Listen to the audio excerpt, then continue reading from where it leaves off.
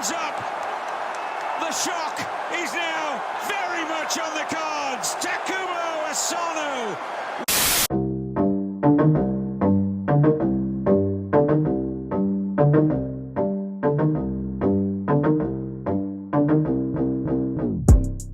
In the world of sports, as well as in life itself, it has been suggested that sometimes we create our own heartbreaks through our lofty expectations. The very basis of an expectation revolves around the belief that an individual or team should or will achieve a specific goal based on an array of divergent factors that include one's ability, mentality, confidence, and experience, all meshing together to evidently live up to the expectations they are subject to.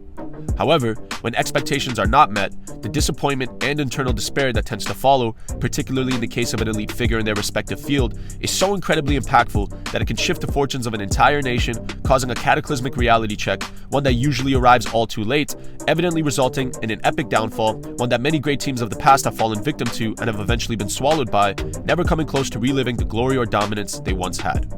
When it comes to the beautiful game, the expectations that are placed amongst the elite squads, and more specifically within international football, are not only based on the current ability and experience of the team, but more notably, is based on the historical success or failures of the nations they represent, and the expectations that are placed upon them have as much to do with recapturing the glory days of many generations of the past as it does with the current state of the squad. Upon attempting to analyze how one of the most historically significant national teams went from making at least the quarterfinals in every World Cup they ever competed in, bar one, to being knocked out in the group stage in back-to-back World Cups precisely after winning a World Cup of their own, shows that although the Germans are definitely suffering from what seems to be inept coaching decisions, lack of tactical unity, as well as a shortage of world-class talent, particularly in defense, it's clear that Die Manschaft are also seemingly going through a severe identity crisis, one that began to unravel during the end of longtime manager Jogi Löw's time in charge and seems to have only snowballed since the appointment of Hansi Flick. On the subject of their identity, it's important to take a brief look at the history of German football to better comprehend how they managed to get to this point where they no longer ooze the aura of dominance that has been associated with them since their earliest years. Germany have had an incredibly unique path as one of the greatest international sides in the history of the game. It's important to keep in mind that their place amongst the very best in the world, let alone Europe, has been a point of emphasis and discussion since their rise to prominence during the early to mid-1900s. They would qualify for their first FIFA World Cup in 1934, where the Germans would emphatically prove that they are a real force to be reckoned with, making it all the way to the semi-finals, defeating the likes of Belgium and Sweden in the process before being knocked out by a strong Czech team shortly after. They would leave their first World Cup experience with only a bronze medal to show for it, though their discipline and dominance, even from an early stage, proved to be a powerful indicator of the future, as their appetite for supremacy only grew exponentially in the generations that would follow. However, Germany's international image would take a huge hit due to the events associated with World War II. During the late 1930s, Austria had endured a prolonged period of economic stagnation, political dictatorship, and intense Nazi propaganda, which led German troops to march into Austria in 1938, claiming the existence of the nation, effectively making it a part of the German Reich with immediate effect. FIFA would subsequently allow Germany to compete in the 1938 World Cup, which resulted in them being knocked out in the first round in front of a hostile crowd, which would remain their worst showing at a World Cup until their consecutive group stage exits in their most recent appearances. Following the end of World War II, Germany would be separated into three separate states, with most of their country's pre-war traditions and organizations being succeeded by West Germany, who along with its sister states were banned from all international competitions until 1951. Though West Germany would remain competitive in the decades that would follow, finishing as one of the top teams in every competition they would take part in, they would suffer an 18-year trophy drought, one that stemmed from their first World Cup triumph in '54 and would last all the way until 1972, where the Germans would capture their first European Cup. By the time the 70s rolled around, West Germany were very much operating at a super elite level. They would follow their victory at the '72 Euros with another World Cup winners' medal in 1974, this time on home soil, defeating Holland's legendary total football squad in the final with goals from Breitner and Muller, with many at the time fully declaring the Germans as without doubt the best in the world. Their dominance would go to new heights in the 80s, where they would easily cruise to another European title and proceed to make 3 straight World Cup finals between 1982 and 1990. They would come up short in their first 2 attempts, losing to Italy in the final of '82 and Maradona's Argentina in the 1986 final. Regardless of their incredibly impressive achievement of winning their second European title, as well as making back-to-back World Cup finals, a competition they had only won as recently as 1974, the Germans would once again plow through the competition in 1990, hell-bent on making their mission a reality, getting revenge against Maradona and Argentina in the final after an 85th minute winner from Andreas Brehme. And after the fall of the Berlin Wall, it would become official just months after the World Cup that West and East Germany would once again unite and continue forward as one nation state. They would win their third European Cup in 1996, accumulating a total of 6 international trophies won since their inception, solidifying themselves as perhaps the greatest European national side in the history of the game. Through their incredible era between the early 70s and the late 90s, the Germans dominated most teams in their path, using the culture and identity they built as a team throughout the 50s and 60s as a means to continue to develop and eventually build their own unique DNA that would evidently act as perhaps the most crucial component to their future success. You see, what made the Germans different than perhaps the Brazilians, for example, was that unlike Brazil, who attribute a lot of their significance and success in their philosophy to play happy football with the freedom to be innovative and spontaneous on the pitch, the Germans have always been all business, electing to take almost every training session as serious as a game, practicing for any and all scenarios, choosing to remain sharp and focused through their consistent preparation, with seemingly everyone on the team concentrated on the same goal.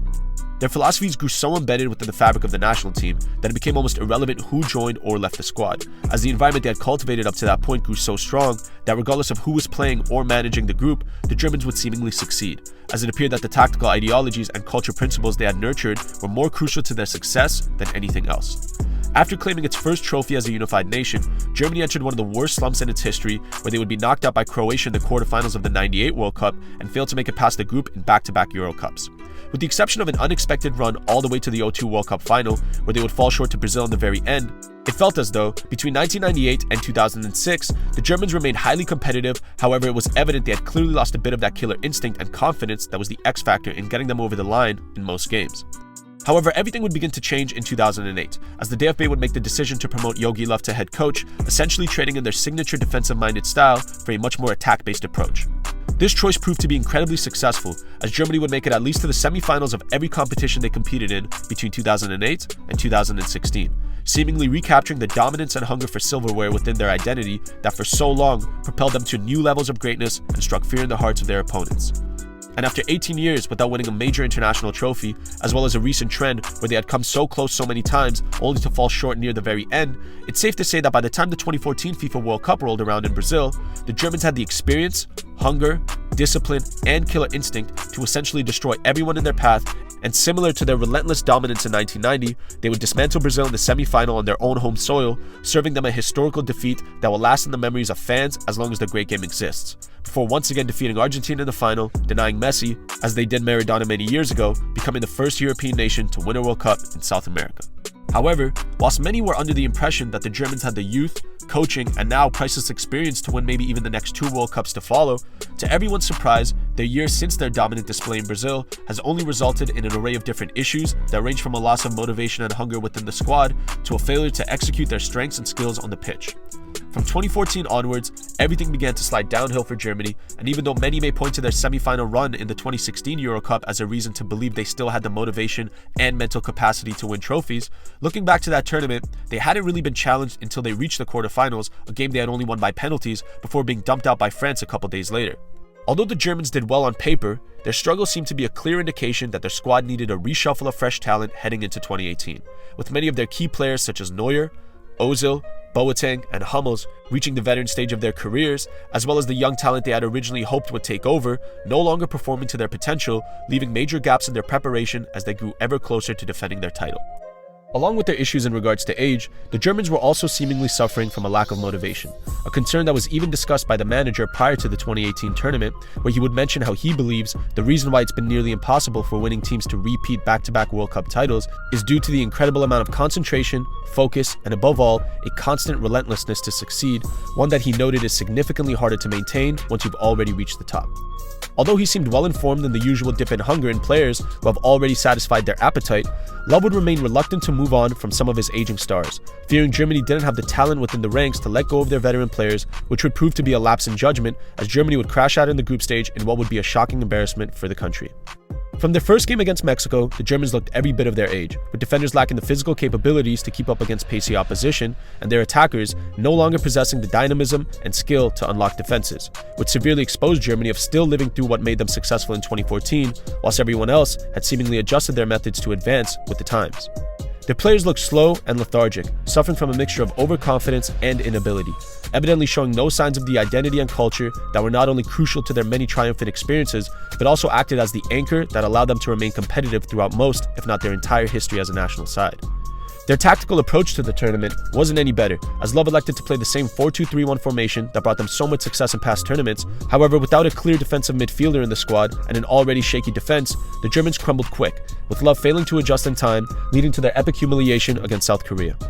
Additionally, it was clear that heading into the 2018 World Cup in Russia, the Germans had divisions in their locker room, with many believing the political scandal involving Mesut Ozil and İlkay Gündoğan meeting with Turkish President Erdogan, which some players in the squad didn't support, as well as Mats Hummel's comments after their defeat to Mexico, where he complained the side had been too open, pointed to a squad that, despite coming from a culture and identity built around unification, seemed anything but unified. The Germans would try to patch over their wounds in the months that would follow, electing to quickly let go of the past and refresh the team with an influx of young talent. However, it would prove to be a bit too late, as the sudden shift in personnel meant the team lost almost all of its veteran players at once, which neglected the young players who replaced them from having a smooth transition into the national side, as there was little to no role models left that could help the youngsters inherit the identity and commitment that was once the backbone to their success. Love would try his luck once more, hoping to turn things around at the 2020 Euro Cup. However, his efforts would prove to be futile, as although Germany showed signs of strength early in the competition, they would crumble in the knockout stages, losing to England 2-0 in the round of 16, leading to the resignation of the manager and an immediate call for reform. The DFB would come together after the tournament and decide that the right man to lead them into the future was recent treble-winning head coach Hansi Flick, who was the mastermind behind Bayern's historically great 2020 season. And leading up to the World Cup, many were under the impression that although Germany were quite obviously not operating at their peak, they were deemed much more competitive and organized compared to their side at Euro 2020. With what seemed to be a reasonably balanced squad, as well as recent dominant displays, such as their 9-0 drubbing over Liechtenstein leading up to the World Cup, many believed the ruthlessness and hunger that was once closely associated with their identity was perhaps reborn within the German camp. However, in retrospect, it's clear the Germans were doomed before the tournament had even gotten started, when Flick elected to deal with the lack of talent, particularly on defense at his disposal, by deciding to take more offensive players than usually recommended, creating an imbalance in the squad that unknowingly would be a major part in their inability to adjust to their opponents, as the lack of options on the bench, meaning good or bad, Germany would find it difficult to establish a stable defensive structure, as they would be forced to work with the same small group of defenders, forcing Flick to make risky decisions that didn't end up panning out too well, such as playing Niklas Süle at right back,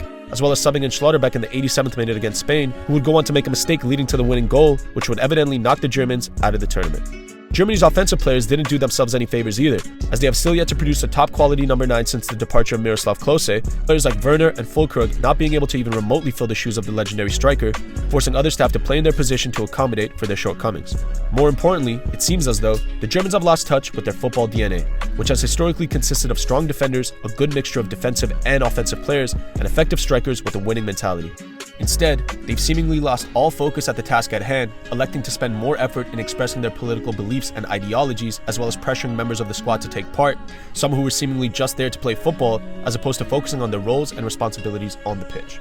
Gary Lineker once accurately said, "Football is a simple game. 22 men chase a ball for 90 minutes, and at the end, the Germans always win." And for a long time, that has been the case. Since their incomparable rise, Germany has always shown their quality, managing to build a rock-solid identity and culture, one that seemingly transcended the European game and allowed them to develop a level of focus and discipline that propelled them to the pinnacle of the great game, managing to maintain a consistent competitive level for the better part of 50 years. Since their second straight exit in the group stages of the FIFA World Cup, the German Federation have come together, much like they did after their disastrous showing at Euro 2000, to plot a return to success and somehow reinstall the same structure and philosophies that managed to win them an array of trophies and propel them to the very top of the football world.